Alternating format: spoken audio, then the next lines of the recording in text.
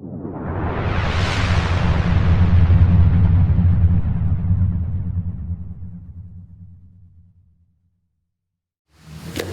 so getting into the S-mount again is what we've covered many times before, right? Where we're controlling one arm, pulling across, pressing down with our chest, driving the knee forward, and doing this weird rotating thing with our leg.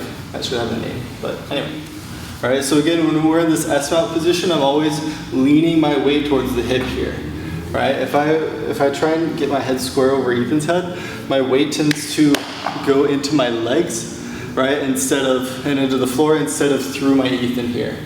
Right? So by leaning back, I can take my center of gravity and put it over one part of my body that is in contact with Ethan. And that way, this part right here will feel super heavy. Right? If I lean towards the head here, like when I'm trying to give him a break when I'm talking, right? All my center of gravity goes more over my knee, which isn't going into the Ethan, so he feels much more comfortable. Right? So when we're here, we want to practice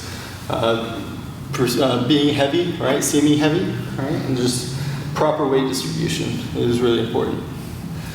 Right? So pulling this little guy over here. Again, hopefully you remember that when we're going for a triangle, what we're looking for is to wrap our partner in our legs, and we'll have his head in there and one arm in and one arm out, right? Right now I have a nice loop made with my legs, and I have both of his arms through, right? One arm, two arms here. So if I want to do a triangle, I'm thinking, how can I remove one of these arms from the equation, right? So that's the problem, right? I want to do a triangle.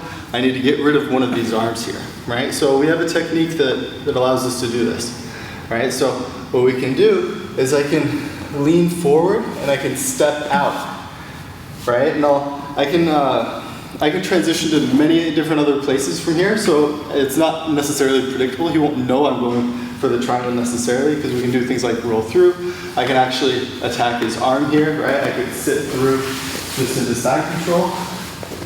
Right? But when I want a triangle, what I'm going to do is I'm going to step back from the place that I came, right? But this time, when I try and connect my foot to my knee here, I'm going to make sure that his arm is out of the equation, right? So look, now I have one arm in, one arm out. I'm up with my legs around his neck and his head. So this is where I'm going to start thinking about locking up my triangle here, right? So what I like to do is try and pick up his posture here.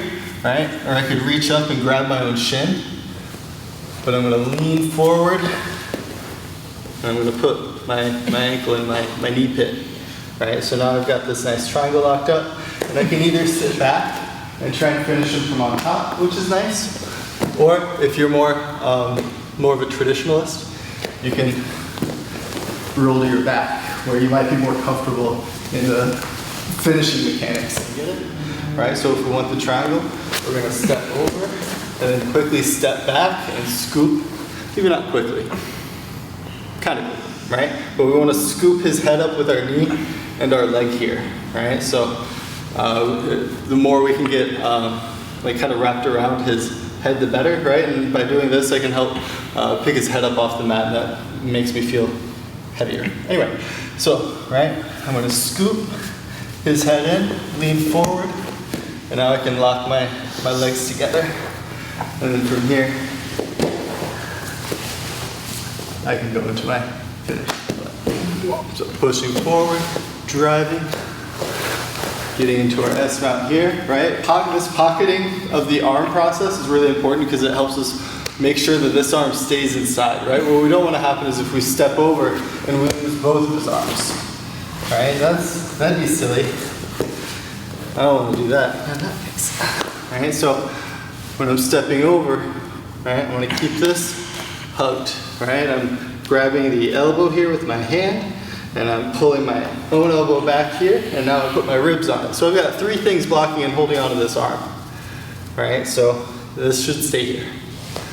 Alright, so I can step over, and then I'm going to clear back, and I want my knee to be nice and tight to his head here.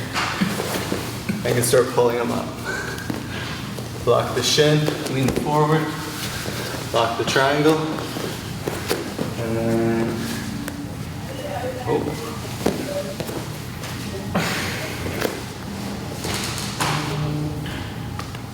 right? Sometimes I'll be here, and instead of trying to step over, right, what I like to do is I'll take his elbow and push this down to the floor, and then let my knee come over it.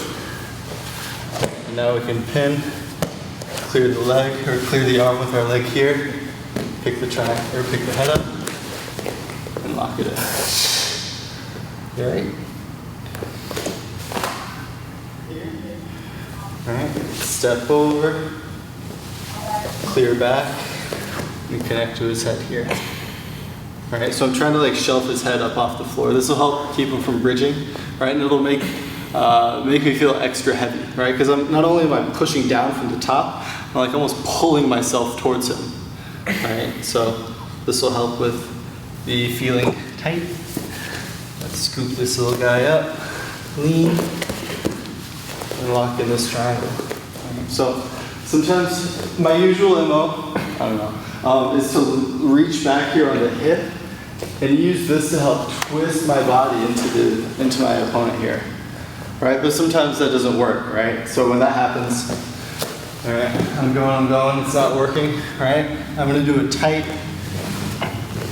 roll here until we're back to square, right? And then from here I can adjust my triangle to how I like to finish it from guard, right? So I'll continue to control posture here, right? Because I like to make sure that his elbow is staying at least on my belly, if not all the way over to my hip. What I don't want is for it to start escaping out to the side where he can kind of wrap around my leg here. I'll like that, right? So I'm here blocking the space, right? My elbows are down and I'm clamping on his arm, right? And keeping his posture broken down, right? Because right now my triangle is backwards. It looks weird. So usually if his arm is going this way, the leg that is going over his neck should be going the opposite way, right? So when they're going the same way, it tilts my hips all weird, and it's hard for me to squeeze hard enough to finish, right? It's just, he's able to really engage the shoulder here, and it's very difficult, right? So what I want to do is I want to adjust it to the other side. So again, controlling posture here, right? And I'm going to keep my knees squeezed together as I flip my triangle, right? I don't want this big open loose movement here. He's going to escape, right? So when I swap it, right, I'm making sure he can't posture up, and I'm making sure that he feels like my legs are still tight, right? If we do this correct, he shouldn't really ideally be able to feel the moment that my legs are opened up, right? Because I'm squeezing in and I'm cranking on his head at the same time, right? But once we get here now, I want to escape his shoulder from the triangle here, right? So before we were squared up, and this big chunk of meat is really strong, and he's in control of it, and he can use it to make it difficult for me to press his shoulder into his neck. So what I want is I want to angle myself such that my leg is squeezing in through the side here, but it's no longer hitting that bit of shoulder, right? So we call that disappearing the shoulder, right? And this also, by changing this angle, it allows me to attack the arm with an arm bar, right? Because now his arm is like running down the length of my spine. Before, with that shoulder in, right, not only is it more difficult to choke, but his arm is going way over there, right? And I'd have to do some weird movement to try and get it, right? And that weird movement, like this, right? So not only can I, this is more ergonomic for my legs, where before my legs were all wonky, now they're straight, right? This is how my legs were supposed to bend, right? And now I can really engage my hamstring and whatever the squeezing muscles are to get a good solid choke. And hopefully with the mechanics of it, I won't have to pull down on his head. Right, and remember, this first part, not gonna be easy, right? As we do this drill, right, typically our partner is being cooperative, but in real life, I'm gonna have to be a lot more active with my hips and with my legs here. And you'll notice, let's rotate a little bit. When I start, I'm still worried about being escaped on or him defending. So I keep my feet tucked under his butt here, right? So if he does bridge or do something crazy, right, my feet are actually pulling my hips down, right? I'm not allowing the separation from my butt to his hips, right? So this is like my little anchor here, my point of attachment on the Ethan. I'm not just relying on gravity, right? Gravity's great, gravity's nice, but I need to pull myself to Ethan. Right, so it's going to make a stronger connection here. Right, as I'm trying to get underneath his arms here, right, typically this is going to be ineffective. Right, so Instead, what you can do is use your arms to kind of anchor your upper body to Ethan's head, right? And then start to walk your knees up, like one by one by one by one, until you're able to really pick his arms up away from his body here, right? So we're using a really strong part of our body to isolate the smaller portion of Ethan. So we're at a mechanical advantage here. All right, and then from here I can start making my transitions into my S mount. Maybe you don't like triangles, we still have this arm. This arm is super, super valuable to us, right? So at the very least, make sure you keep it isolated from his body. If you're gonna make any movement, right, you always wanna consider what's gonna happen to this arm, right? So if I move into, let's say, like side control, right, as I fall, right, I'm gonna make sure that my hip stays in this armpit here to keep his arm away from his body. From here, if I want to move into a north-south, right, I'll move in a way that keeps my body in this space here, right? If I want to move to the other side, right, I keep this arm in, so now I have the option to choke, or I can start pulling it up to armbar, right?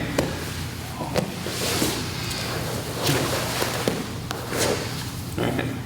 This top arm is going to be a vulnerability to him, right? If I don't have access to this and he's not letting me like put it in my pocket, then we're going to attack it, right? We've got Americanas.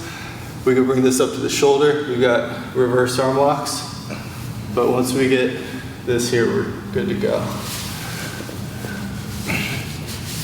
Stapling arms, coming over, let's go to the head.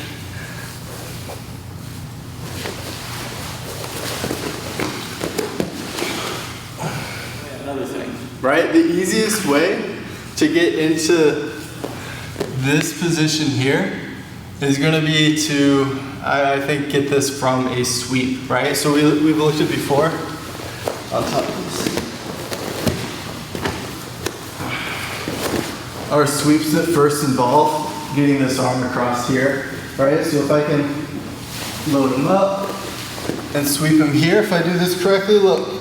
His arm is already across his body the way that I want it, right? And then from here, this is where I can start going into my S mount here.